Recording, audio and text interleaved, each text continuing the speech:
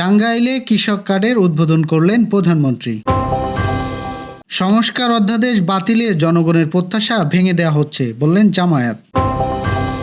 পহেলা বৈশাখে ডাকসুর বায়োস্কোপ প্রদর্শনী জুলাই বিপ্লবের ছবি।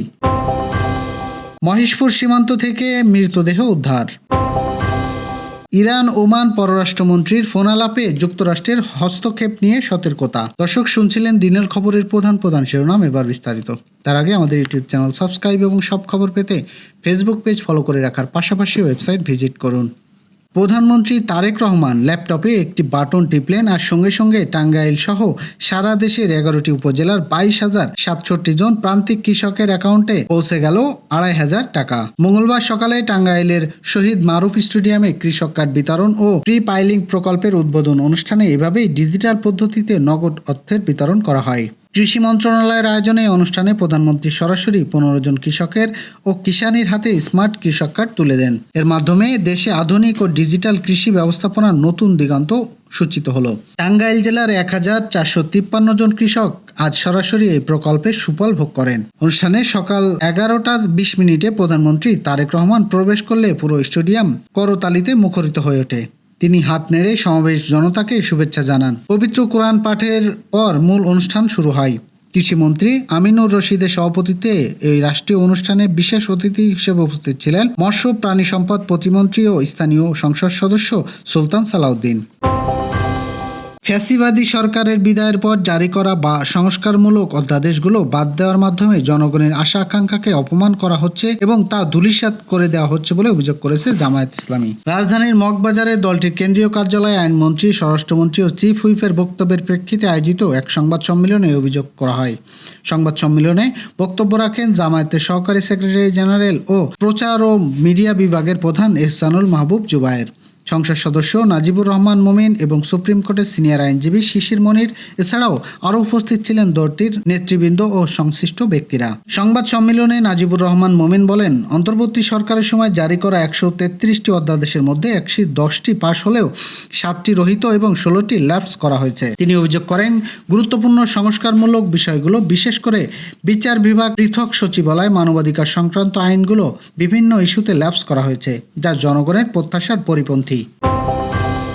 বাংলা নববর্ষ 1433 উপলক্ষে ঢাকা বিশ্ববিদ্যালয়ের কেন্দ্রীয় ছাত্র সংসদ ডাকসুর কর্তৃক বায়োস্কোপ জুলাই গণ অভ্যুত্থানের ইতিহাস সম্বলিত বিভিন্ন ছবি প্রদর্শনীর আয়োজন করা হয়েছে।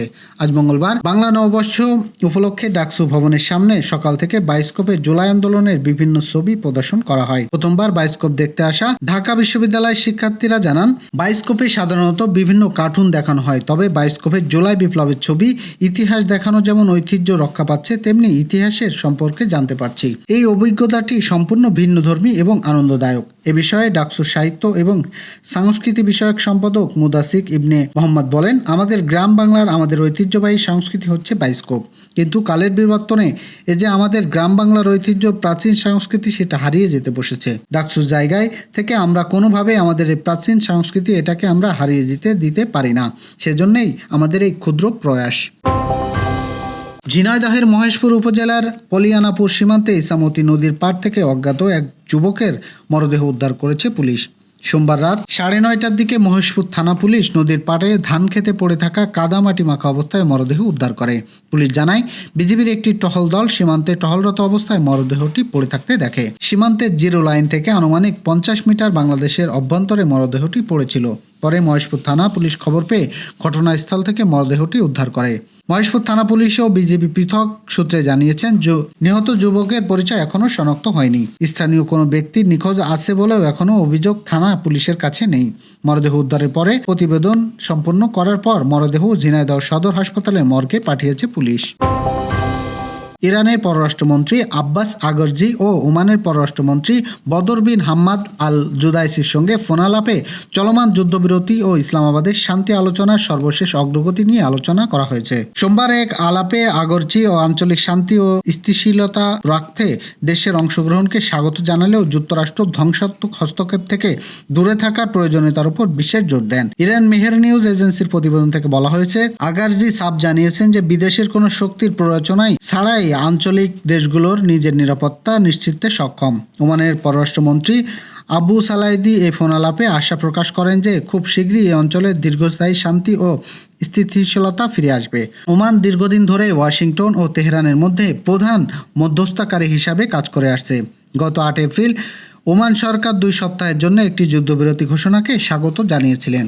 বর্তমান তা বলবৎ আছে। আবু জুলাইতি সম্প্রতি এক বিবৃতি জানিয়েছেন, গত ফেব্রুয়ারিতে যুদ্ধ শুরু হওয়ার পর মাত্র কয়েক ঘন্টা আগে যুক্তরাষ্ট্র ইরানের একটি চুক্তির খুব কাছাকাছি পৌঁছেছিল।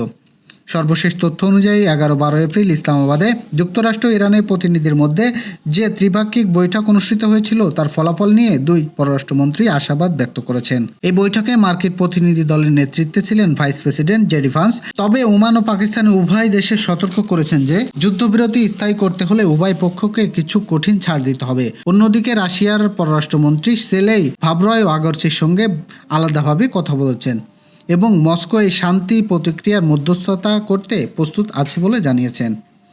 দর্শক, এই ছিল দুপুরের আয়োজন। সন্ধ্যার খবর দেখার আমন্ত্রণ রইল। এতক্ষণ সাথে থাকার জন্য ধন্যবাদ।